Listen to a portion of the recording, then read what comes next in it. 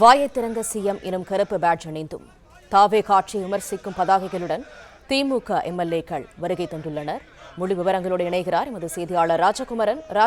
விவரங்கள். திமுகவினர் தற்பொழுது ஆட்சியை விமர்சிக்கக்கூடிய வகையிலான வாசகங்களுடன் கூடிய பதாகையை ஏந்தி வந்து 4ஆம் எண் வாயிலில் போராட்டம் நடத்திவிட்டு பேரவை வளாகத்திற்குள்ளே சென்றிருக்கின்றார்கள். திமுக எதிர்க்கட்சி வரிசையில் இருக்கக்கூடிய நிலையில் இந்த அரசு அமைந்த பிறகு ஆளுநர் உரையுடன் தொடங்கக்கூடிய முதல் கூட்டத்தொடரான இன்றைய முதல் நாளிலேயே தங்களுடைய எதிர்வினையை அரசுக்கு எதிராக பதிவு செய்திருக்கின்றார்கள்.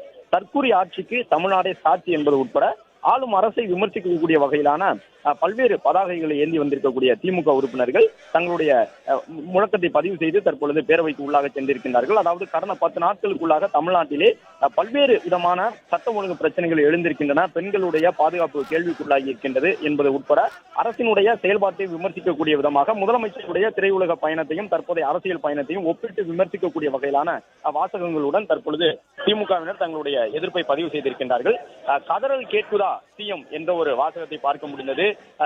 இங்கே ரியல் எங்கே என்கின்ற ஒரு கேள்வியினையும் எழுப்பியிருந்தார்கள். தூய சக்தி அல்ல துயர சக்தி என்று விமர்சிக்கக்கூடிய வாசகமும் இடம்பெற்றிருந்தது.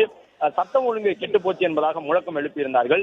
திரையிலே நீங்கள் நாயகன் ஆனால் தரையிலே வில்லன் என்று விமர்சிக்கக்கூடிய வகையிலான வாசகங்களும் இடம்பெற்றிருந்தன. அது மட்டுமல்லாமல் அரசு எடுத்திருக்கக்கூடிய நிர்வாக ரீதியிலான நடவடிக்கையை விமர்சிக்கக்கூடிய விதமாக சிறு பெண்கள் இங்கே சிங்க பெண்கள் எங்கே என்ற ஒரு கேள்வியினையும் திமுகவினர் வாசகத்தின் மூலமாக எழுப்பியிருக்கின்றார்கள். திரையிலே ஹீரோ இப்போது ஜீரோ என்றும் முதலமைச்சரையும் விமர்சிக்கக்கூடிய வகையிலான வாசகங்களோடு திமுகவினர் தங்களுடைய எதிர்வினையை பதிவு செய்து பேரவைக்கு உள்ளாக சென்றிருக்கின்றார்கள். பேரவைக்கு உள்ளேயும் திமுகவினருடைய எதிர்வினை கடுமையாக இருக்கும் என்று எதிர்பார்க்கப்படுகின்றது. ஏனென்றால் திமுகவை பொறுத்தவரை மொத்தமாக உதயசூரியன் சின்னம் என்று எடுத்துக்கொண்டோம் என்றால் 59 உறுப்பினர்கள், அதில் மதிமுகவினுடைய 2 உறுப்பினர்களை கழித்துவிட்டு பார்த்தால் கூட 57 உறுப்பினர்கள் திமுக சின்னத்தில் வெற்றி பெற்று உள்ளே இருக்கின்றார்கள்.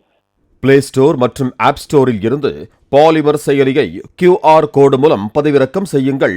செய்திகளை உடனுக்குடன் பெறுங்கள்.